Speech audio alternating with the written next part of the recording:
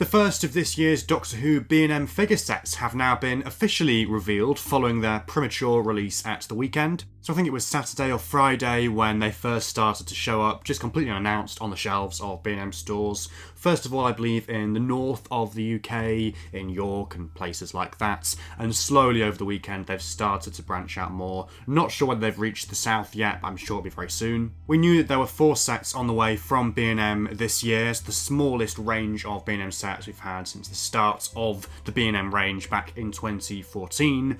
4 sets, 2 History of the Daleks sets, a TARDIS set, and also a Cyberman 3-pack based on Revenge of the Cybermen, essentially a refreshed version of the original Revenge of the Cybermen set from 2010 with a Cyber Leader, 2 Cybermen and the Cybermats. That set will be coming at some point later in the year in the second wave, along with the second History of the Daleks set, which confusingly has been numbered History of the Daleks set 20, whereas the set in this wave is set 21. That is presumed to be a set based on remembrance of the Daleks. We've previously had the Renegade Daleks represented in the History of the Daleks line, so hopefully that will be like an Imperial Dalek, maybe the Special Weapons Dalek too. But as for the 2 sets in the first wave, which are now available to buy, we have the 15th Doctor's TARDIS, a vehicle set, so essentially a re-release of the 13th Doctor's TARDIS from, 5 years ago now, 2020, and then as mentioned, History of the Daleks set 21,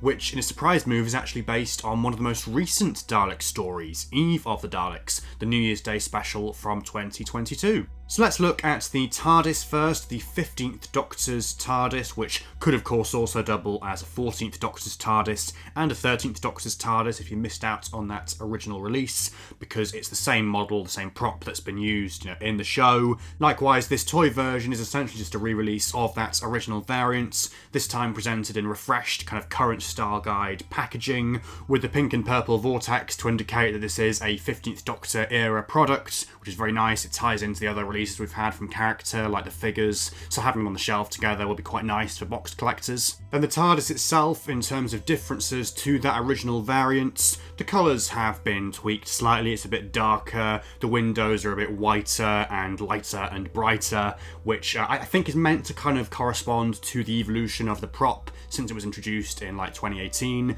I'm not sure how accurate that is, how much the colour of the TARDIS has actually changed over the past 7 years, whether they've kind of sort of tweaked a few things here for the sake of creating a variant that looks different enough to the original. Not quite sure, but it looks nice nevertheless. The sculpt is unchanged, so once again it's based on the classic series TARDIS sculpt rather than the actual prop that appears on TV, which is chunkier and bigger and wider and kind of more in line with the size and scale of the other new series TARDISes we've had, the 11th Doctors, the 10th Doctors, the 12th Doctors. The roof is bespoke, as is the little pull-to-open door with the handle on the left side, but everything else is reused, recycled, so it is a compromise. Like I say, it looks the part, it does the job, it's just not strictly accurate, although there are 1 or 2 things they have done this time to make it a bit more accurate than that previous release from 2020. So this TARDIS on TV has distinctive notches in each of the corners at the top and the bottom of the corner posts, and this time they haven't added that to the sculpt because that would have been too expensive for a budget B&M release, but they have painted them on as little kind of semi-transparent grey-black lines. So if you see there on the top corners, the bottom corners as well, those lines are there. I'm kind of conflicted on this because it's meant to be a notch indentation that kind of goes in, and what we have instead here is something that's been painted over the top on the surface, so it doesn't really look like a notch or an indentation. It kind of just looks like a line that's been painted on the outside of the TARDIS, which, looks a bit weird, and again, doesn't really match what appears on TV. I guess from afar, it kind of, once again, does the job. It looks okay. Am I pleased they've included this rather than leave it off? I don't know, really. I'm conflicted. I think, ultimately, the sculpt isn't accurate anyway, at the end of the day, and so doing any kind of minor things like that isn't really gonna make it any better, but, hey, who knows? The other big change this time is the inclusion of an interior card depicting the 14th Doctor's and 15th Doctor's TARDIS interior. Very nice to have that because the original 13th Doctor's version of this TARDIS did not have an interior card back in 2020. Some people just made their own to stick in, but that was always frustrating that there wasn't an official version. And actually, to remedy that, character have included a 13th Doctor interior card with this TARDIS, so you actually get 2 interior cards, one for the 14th and 15th Doctor's TARDIS, one for the 13th Doctor's TARDIS, specifically as it appears in her first series in Series 11. And that's really nice because it encourages people to buy multiples of this TARDIS so they can have both variants on the shelf. Or indeed, if you do already own the 13th Doctor's TARDIS, you can just take the card and stick it into that. Speaking of the 13th Doctor, let's move on to the History of the Daleks set 21, based on Eve of the Daleks, containing 2 Executioner Daleks from that story. This is very exciting and quite unexpected as well. I mean, the History of the Daleks sets were chronological to a point, I think to the end of 2022, and then from 2023 onwards they kind of started messing around with the order and like releasing a bronze Dalek set here and then a classic set and kind of alternating between the two. With this set, they have essentially jumped forward to the most recent kind of Dalek story where they are the only villains, which was like 4 years ago now, which is kind of crazy to think.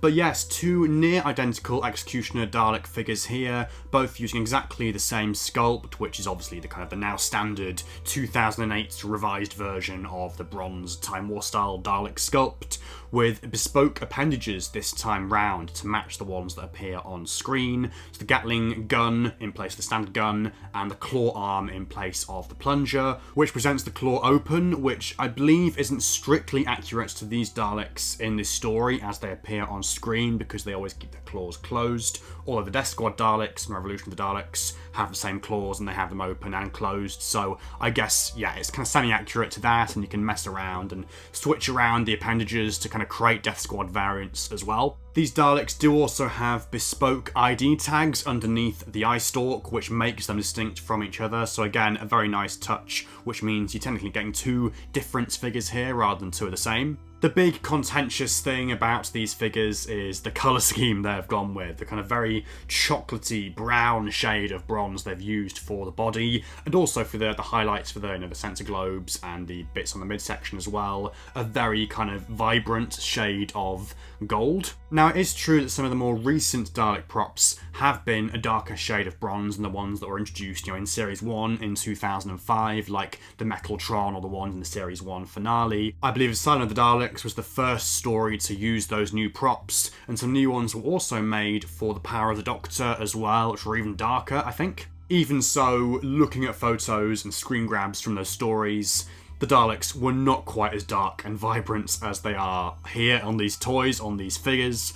I even have a photo that I dug up from when I saw one of them in the Liverpool Worlds of Wonder exhibition back in 2022, one of the Power of the Doctor props. And yeah, it's darker, but it's not as dark as this. So they have kind of messed up here, I think. I mean, in the official photos, they don't look too bad. They kind of look okay, but it's in the photos that people have kind of taken of them in hand where they just look, too dark, too vibrant. It's the right sort of idea, but it's kind of like dialed up to like 1,000 rather than 100. It's too exaggerated. So yeah, it's nice to have these Daleks in the line, more 13th Doctor era figures as well.